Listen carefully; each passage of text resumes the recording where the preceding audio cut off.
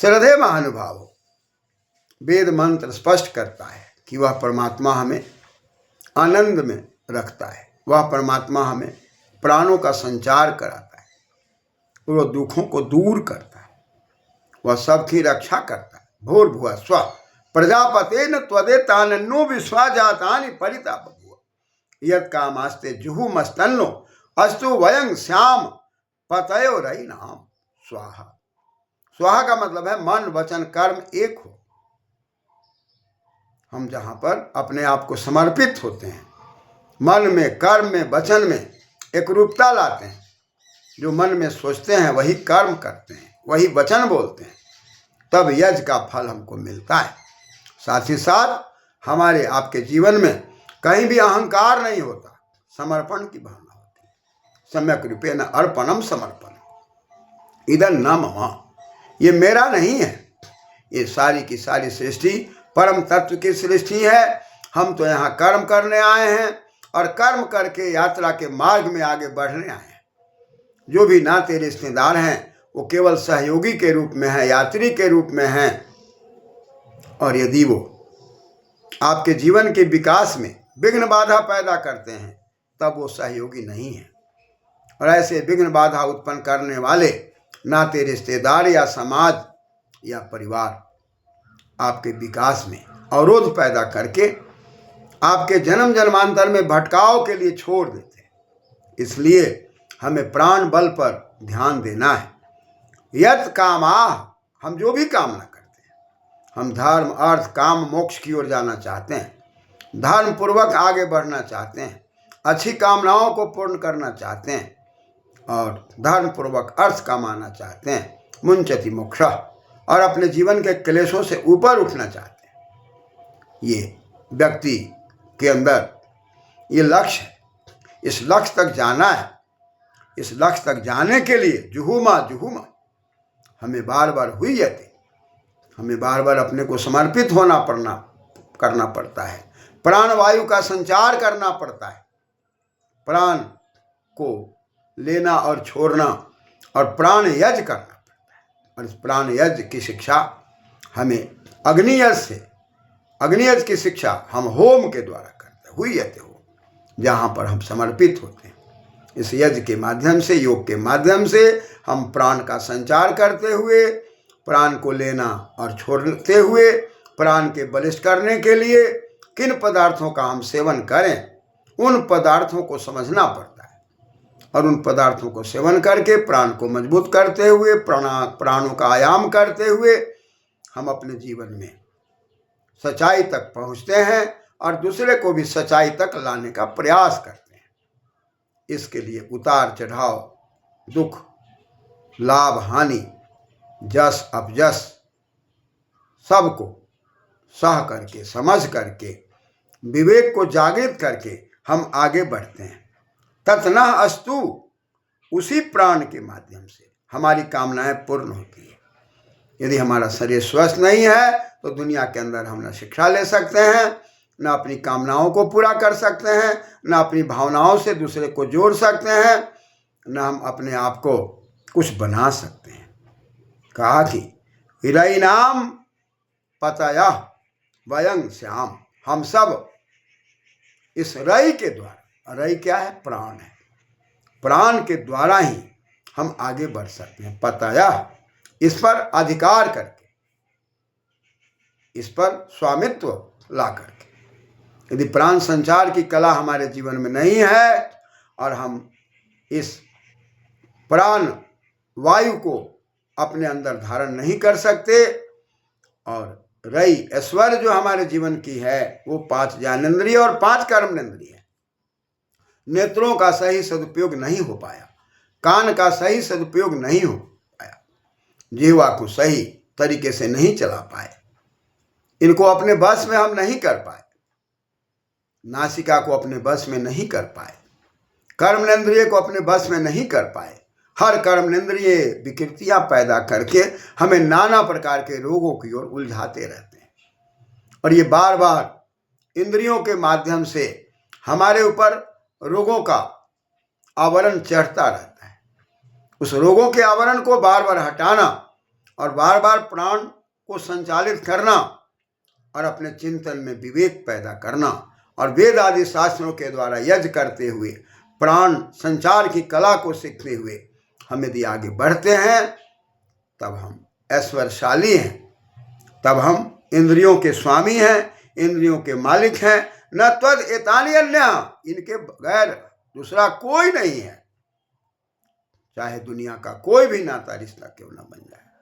सारे नाते रिश्ते तब हैं जब हम स्वस्थ हैं, स्वस्थ शरीर है, स्वस्थ विचार है, स्वस्थ मन है। यदि विचार हमारा स्वस्थ नहीं है, मन स्वस्थ नहीं है और हम बुद्धि को सही दिशा में नहीं लगा सकते तो इस दुनिया में कोई भी किसी को बकसने वाला नहीं है।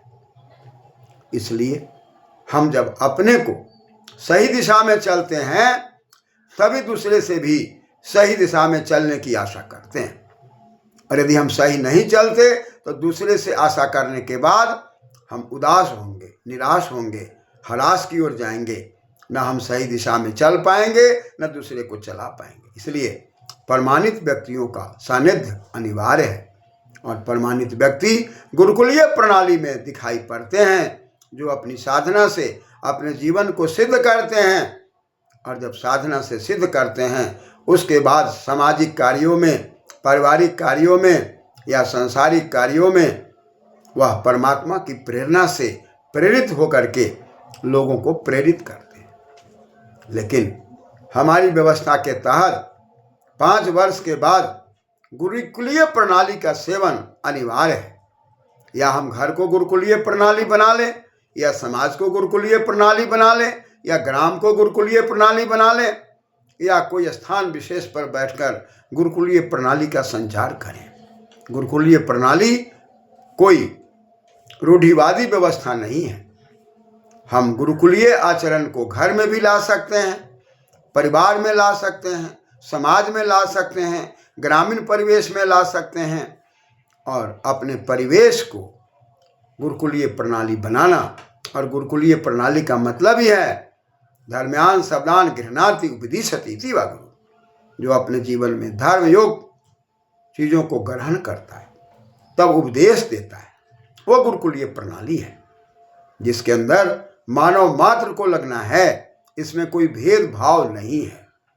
नदी के किनारे बैठकर या घर में बैठकर या समाज में बैठकर या ग्रामीण परिवेश में बैठकर जहाँ भी हम अंतःकरण का चिंतन करते हैं, मनन करते हैं, प्राणों का संचार करते हैं, और प्राणों के संचार के द्वारा अगल बगल के लोगों पर प्रभाव पड़ता है, विद्यार्थी पर प्रभाव पड़ता है, उत्तराधिकारी पर प्रभाव पड़ता है, और वो धीरे धीरे बिगड़ते बिगड़ते भी बन जाते हैं।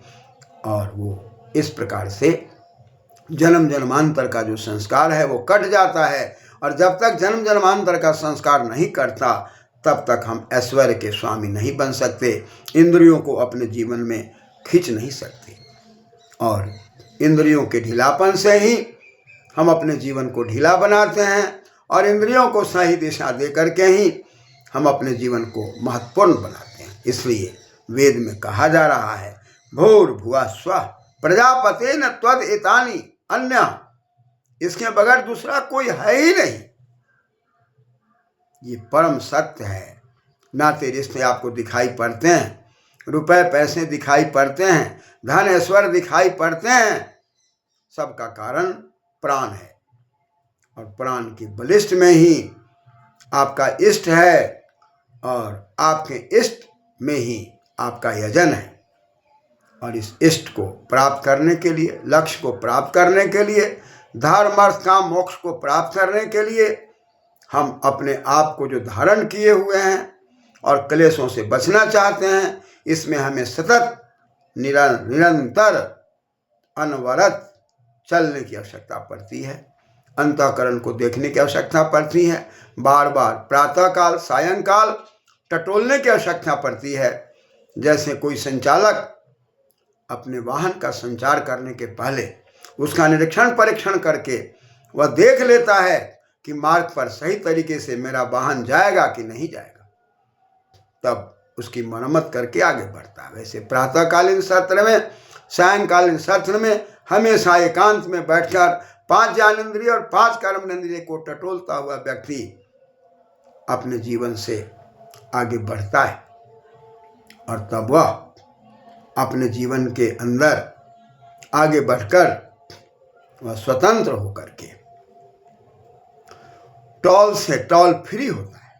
वो लंबे समय तक, लंबे अरसे तक स्वतंत्रता प्रदान करता है और वहाँ पर आगे जा कर के वह प्रजा का पति प्राण को समझ करके उसका संचार करके अपने जीवन को सही परिपक्व बना करके जब स्वयं जीवन परिपक्व होता है तो स्वतः उसका प्रभाव पड़ता है और स्वतः हमारी यात्रा पूर्ण होती है और मेरी यात्रा पूर्ण होती है तो उत्तराधिकारी भी धीरे धीरे उस ओर जो उसके योग्य होते हैं, जिनका स्तर मजबूत होता है, वही आपके साथ आते हैं।